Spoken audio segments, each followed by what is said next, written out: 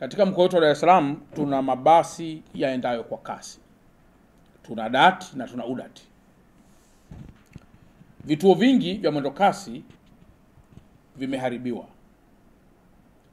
Na kwa mantiki hiyo, tunaendelea kuusitisha usafiri huu kwa njia ya Morogoro Road, yani BRT1, na tunaendelea pia kusitisha usafiri huu kwa njia ya Mbagala, yani BRT2.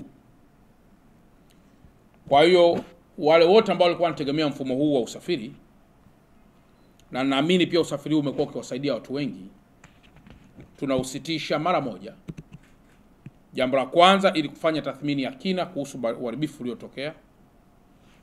Jambo la pili, tunajua kwamba mifumo ya utukataji tiketi na mageti pia yameharibiwa, na kwa mantiki hiyo inatupasa tuwe na muda wa namna ya kuweza kurudisha hali hiyo kama ilivyokuwa.